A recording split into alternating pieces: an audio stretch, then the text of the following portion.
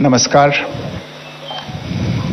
इस ब्रीफिंग में शामिल होने के लिए आप सभी का धन्यवाद। जैसा कि आप सभी जानते हैं, 22 अप्रैल 2025 को लश्कर ए तैयबा से संबंधित पाकिस्तानी और पाकिस्तान प्रशिक्षित आतंकवादियों ने भारत में जम्मू और कश्मीर के पहलगाम में भारतीय पर्यटकों पर बर्बरतापूर्ण हमला किया। 25 भारतीयों और एक नेपाली नागरिक को कायरतापूर्ण मौत के घाट उतार दिया गया। मुंबई के 26 नवंबर 2008 के हमलों के बाद यह भारत में हुई किसी आतंकवादी हमले में मारे गए आम नागरिकों की संख्या की दृष्टि से सबसे गंभीर घटना है।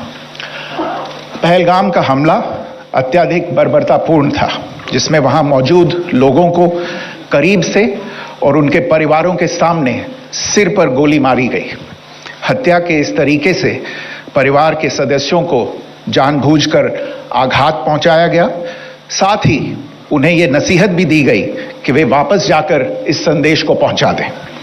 यह हमला स्पष्ट रूप से जम्मू और कश्मीर में बहाल हो रही सामान्य स्थिति को बाधित करने के उद्देश्य से किया गया था।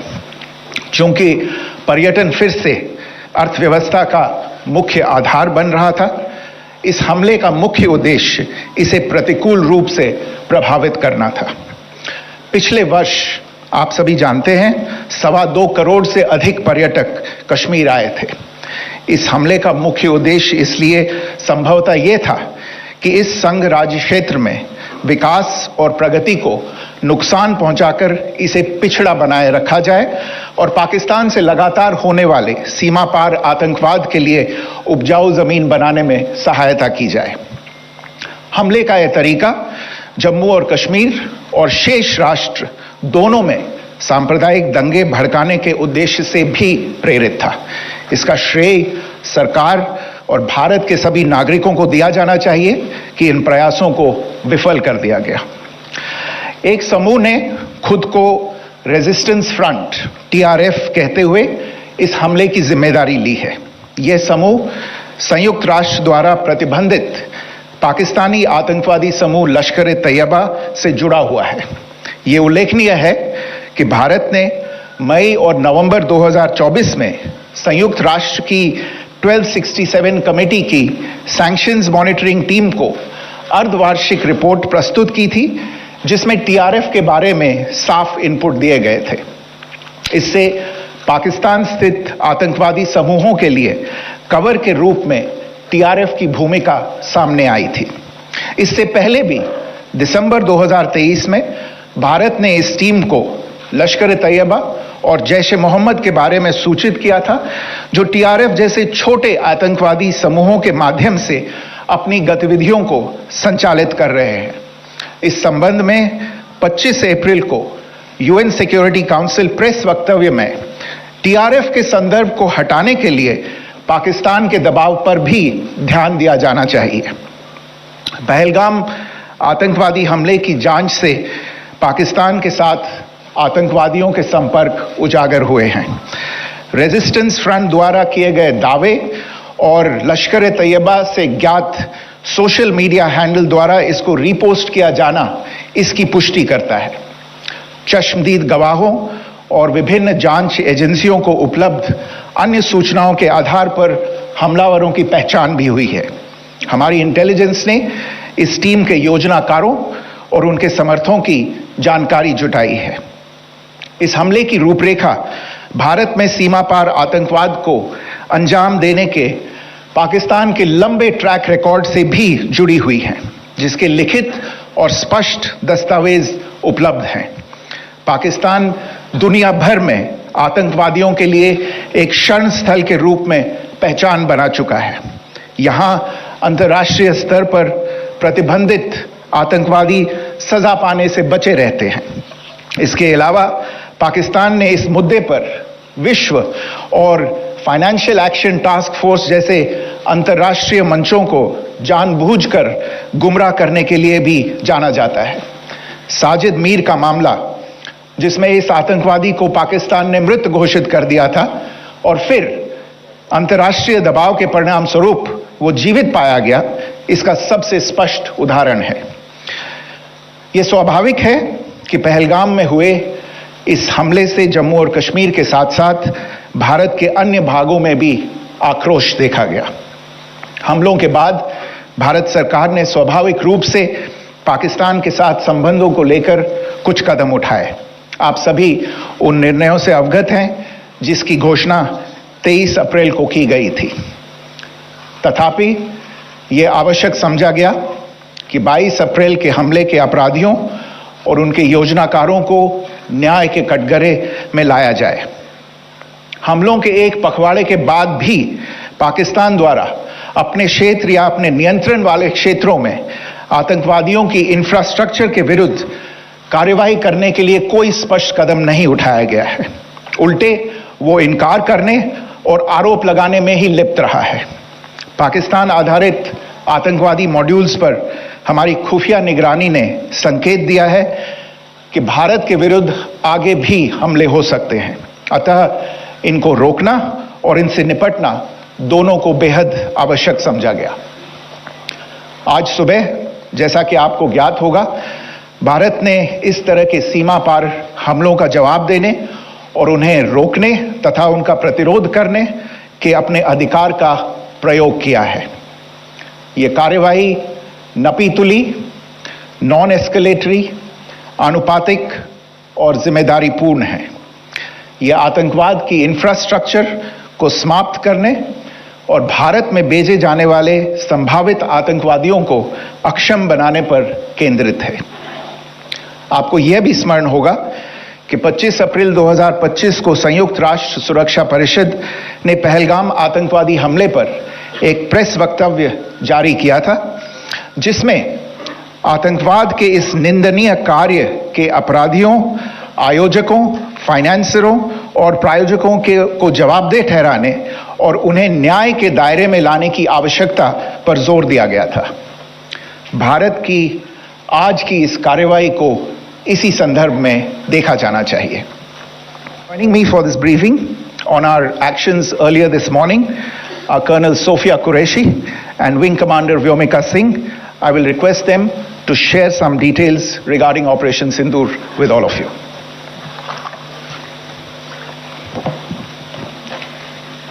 सुप्रभात देवियों और सज्जनों, मैं कर्नल सोफिया कुरैशी और मेरे साथ विंग कमांडर व्योमिका सिंह आज आपको 6 से 7 मई 2025 की रात 1:05 से 1:30 बजे के बीच भारतीय सशस्त्र बलों द्वारा अंजाम दिए गए ऑपरेशन सिंदूर के बारे में जानकारी देंगे।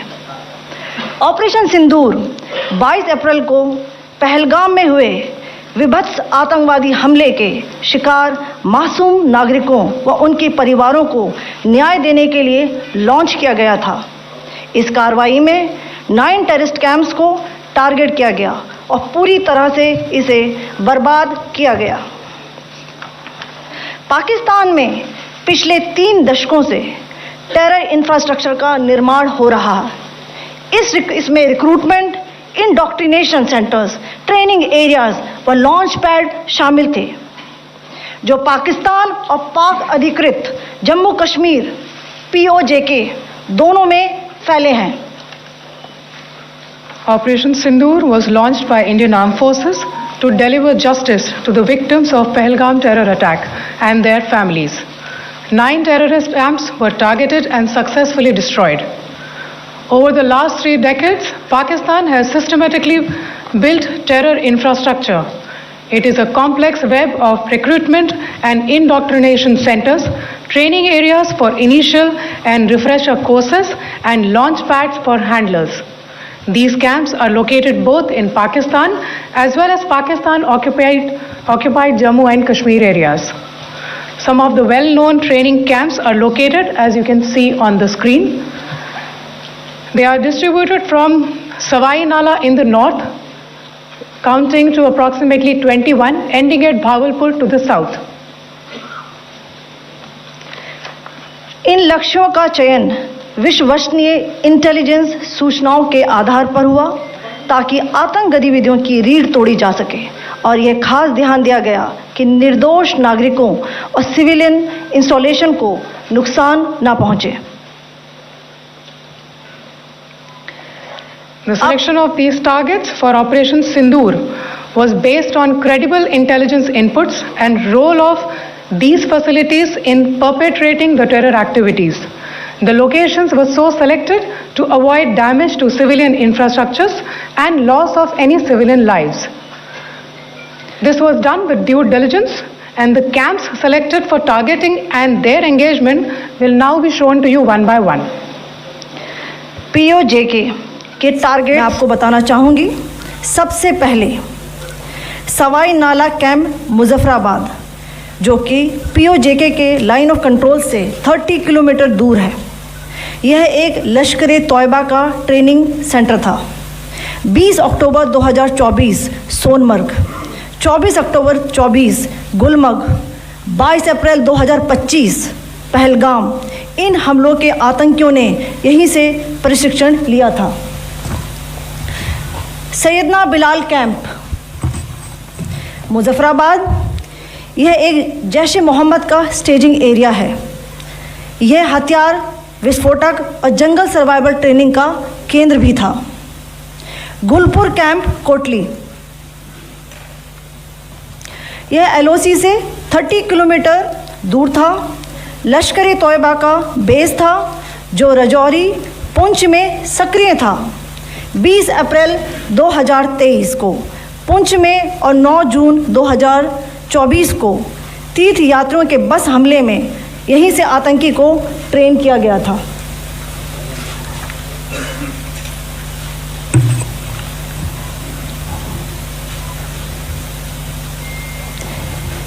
बरनाला कैंप बिम्बर, ये LOC से 9 किलोमीटर दूर है।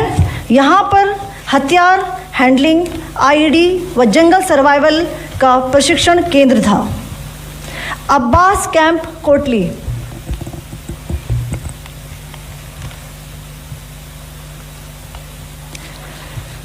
यह LOC से 13 किलोमीटर दूर है। लश्कर तोयबा का फिदाइन यहाँ तैयार होता था। इसकी कैपेसिटी 15 टेररिस्ट को ट्रेन करने की थी।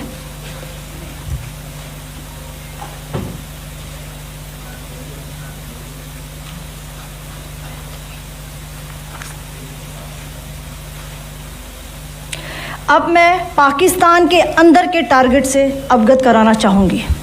पहला, सर्जल कैंप सियालकोट, यह अंतर्राष्ट्रीय सीमा से 6 किलोमीटर की दूरी पर है, साबा कठवा के सामने।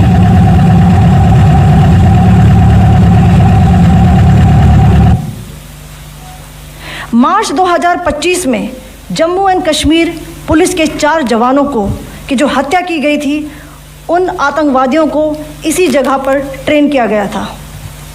दूसरा, महमूना जाया कैंप सियालकोट, यह 18 से 12 किलोमीटर IB से दूर था। हिजबुल मुजाहिदीन का बहुत बड़ा कैंप था। ये कठुआ जम्मू क्षेत्र में आतंक फैलाने का नियंत्रण केंद्र था। पठानकोट एयरफोर्स बेस पर किया गया हमला भी इसी कैंप से प्लान और डायरेक्ट किया गया था। मरकज ताइबा मुरीद के, यह IB से 18 से 25 किलोमीटर दूरी पर है। 2008 के मुंबई हमले के आतंकी भी यहीं से प्रशिक्षित हुए थे। अजमल कसब व डेविड हेडली भी यहाँ ट्रेन हुए थे।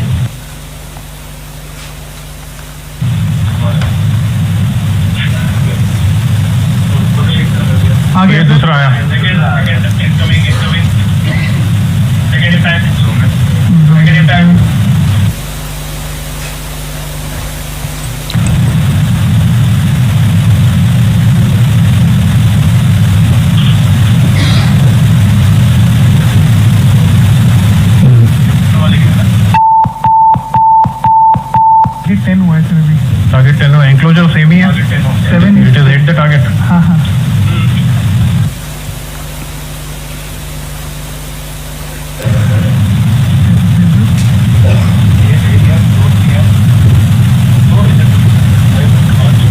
आ गया सर इनफैक्ट।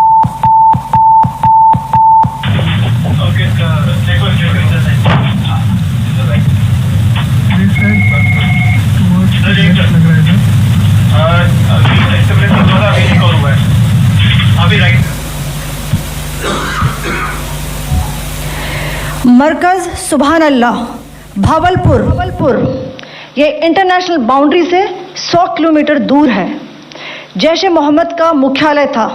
यहाँ पर रिक्रूटमेंट, ट्रेनिंग व इंडॉक्ट्रिनेशन का केंद्र भी था। शीर्ष आतंकी अक्सर यहाँ आते थे।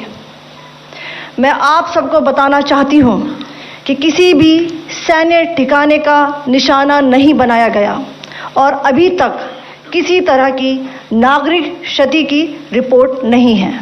धन्यवाद। जय Hind. The strike on the terror camps were undertaken through precision capability, as shown to you. A niche technology weapons with careful selection of warheads was ensured so that there will be no collateral damage. The point of impact in each of the target was a specific building or a group of buildings. All the targets were neutralized with clinical efficiency, and the results reiterate the professionalism of the Indian Armed Forces in the planning and execution of their operations. No military establishments were targeted. India has demonstrated considerable restraint in its response. However, it must be said that the Indian Armed Forces are fully prepared to respond to Pakistani misadventures, if any, that will escalate the situation. Jai Hind, and thank you very much.